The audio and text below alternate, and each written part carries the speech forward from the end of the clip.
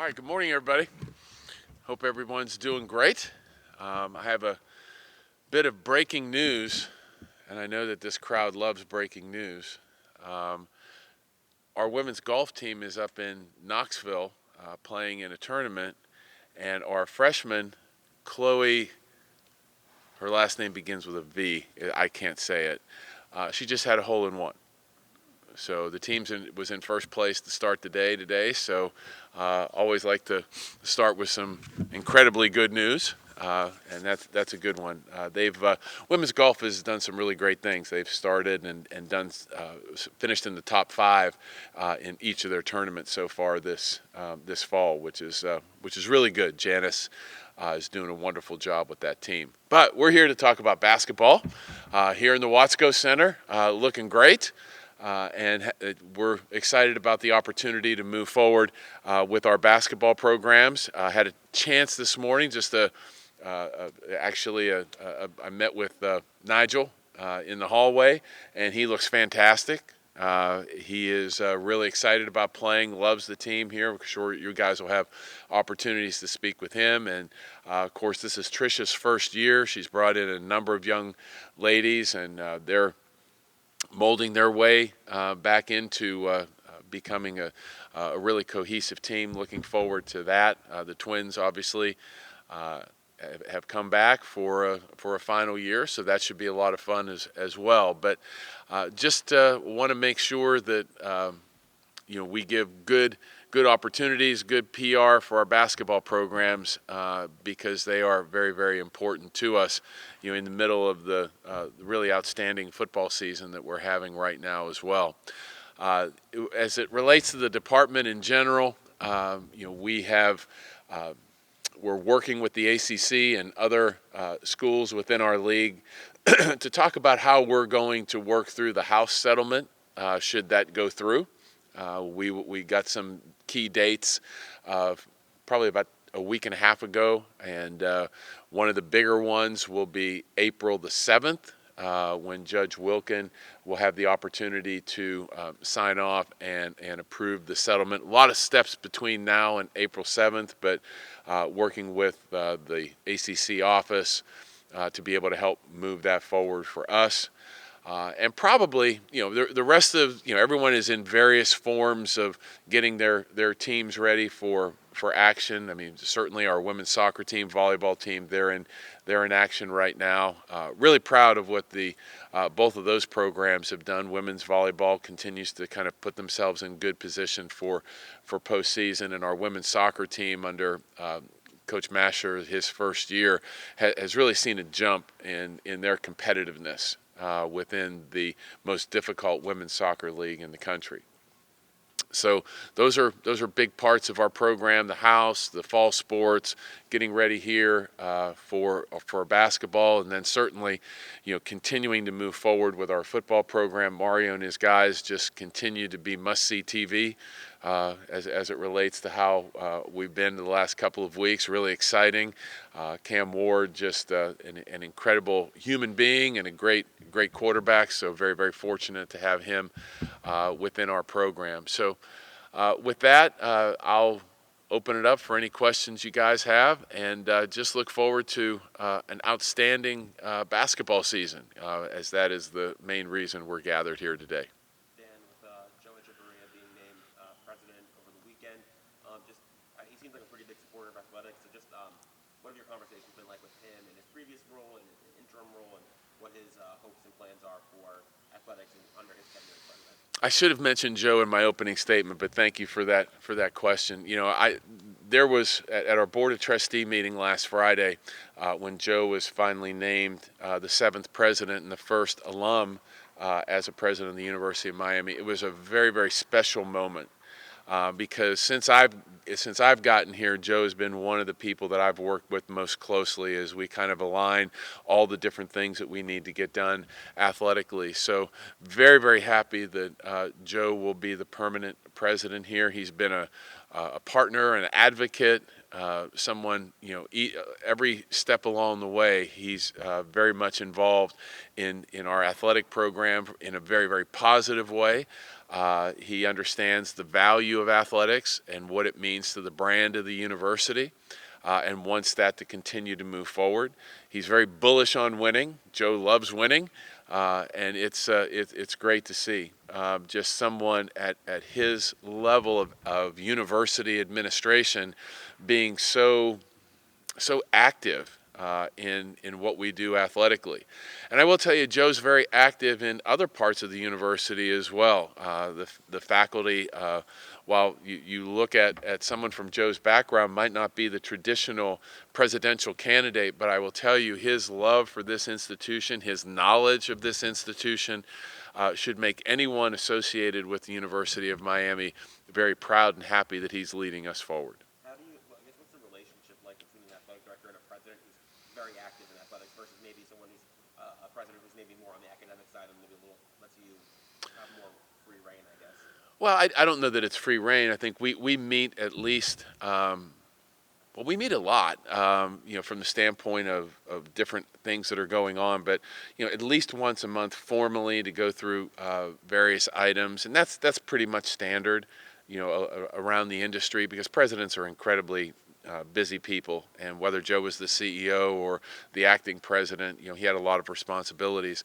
But, I think that the relationship back and forth is very, very positive. A lot of, there are things given my 30 some odd years in athletics that he may not have had the nuance to, and certainly his board memberships and chairmanship of Deloitte give a very different view as to how things should be run from a business perspective, from an athletics standpoint. So I really enjoy those conversations because I learn a lot from how he looks at things. And now he's going to be embedded in the ACC and what presidents do for the ACC, all the decisions that they're making, and certainly, as I talked about with the House settlement, presidents are very much involved in that. So just look forward to continuing to have a very positive dialogue with Joe moving forward, and his knowledge and his enthusiasm for athletics is it's second to none.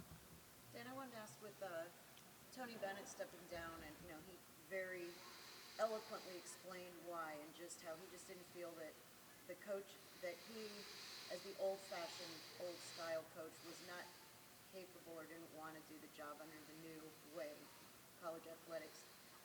Can you just talk about that transition? Katie left also. A lot of coaches have left the business. What have you had to do as an athletic director to adjust? You've also been in the industry a long time. Sure. How is it different, and how do you try to support coaches who are feeling those business pressures that they didn't feel before? Well, I will tell you that, first of all, Tony Bennett's one of the finest coaches that I've ever seen or been around. And I'm sure he did this for a lot of reasons that were very, very, individual to him.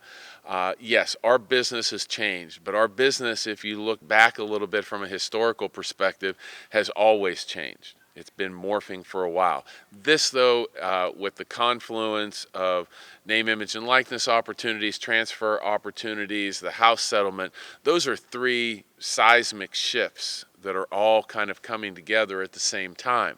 I could see where some folks who look at this profession as being educators, teachers, molders of young people, that's kind of been cast a little bit to the side publicly. Now, inside the tent, you're still doing that for all of your student athletes, and successful coaches will continue to do that.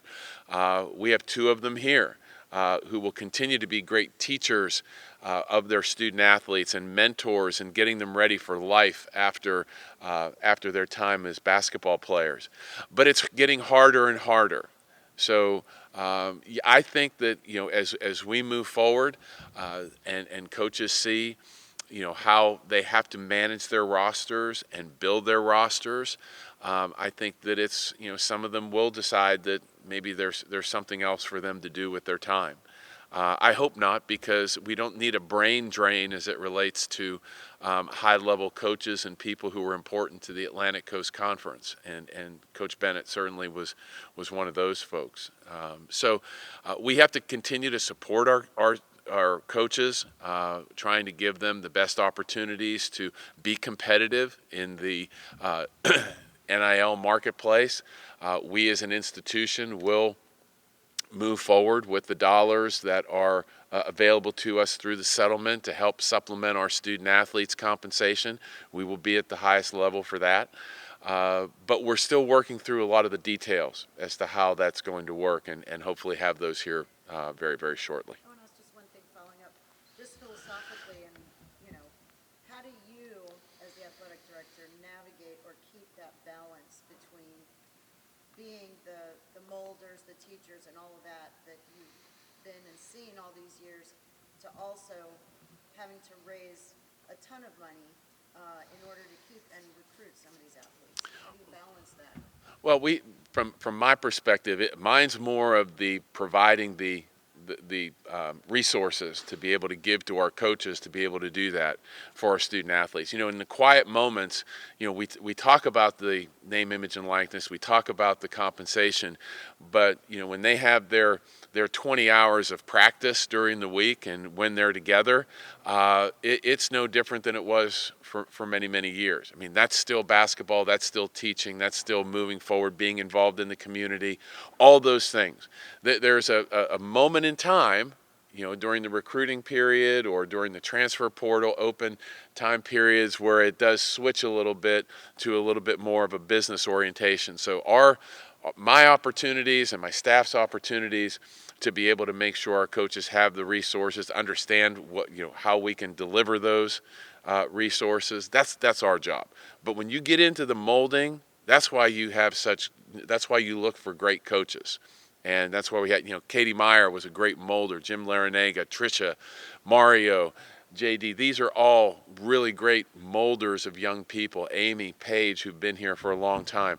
These are people who've done it and understand the value of it. And the good coaches and the good programs will continue to always keep that at the forefront.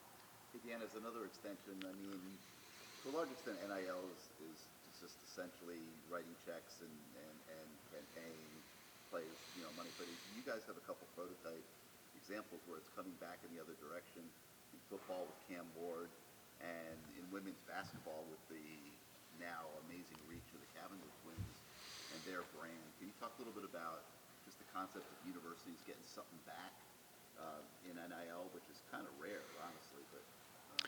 Well, I think the pure NIL piece is really up to the student athlete, and those are two great examples of people utilizing their reach to help move forward their brand. And by the fact that they're wearing the U on their chest, we're coming along for a very good ride with them. As we move forward post-settlement, there will be dollars that are available that don't have an NIL tag associated with them, that it's just our ability to compensate student athletes. So we will have both worlds working. As we if the settlement is approved and we move forward, we will have both worlds that we're dealing with, the traditional NIL opportunity world and then the dollars that we would be able to just allocate from a compensation perspective to student athletes. Let's do two more for Dan. Do you see the NIL budget coming down when there's revenue sharing, or staying the same? Economics will tell me as you put more money into the business, prices will go up. To acquire great talent, because there'll be more people now with the opportunity to take dollars without any, you can do whatever you want with them. How many people want to get into that game with that maximum, let's just say for right now, that $20 million, how many people are going to play that game? And therefore, if you had maybe 10 schools that were at a high level of NIL opportunities and things, now you'll have a lot more schools in that area, so it could be the costs will go up. But we'll have to see. I mean, the market forces will be there, and the University of Miami will be right in the middle of it. The SEC and the Big Ten apparently got together with their Rudy project.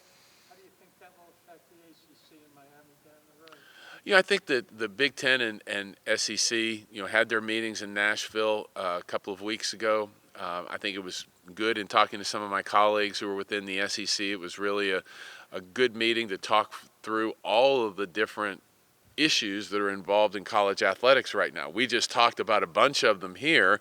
So you would just take these little groups of athletic directors and say, hey, how are you handling this? What are you looking at? How are the best ways for the business to work together?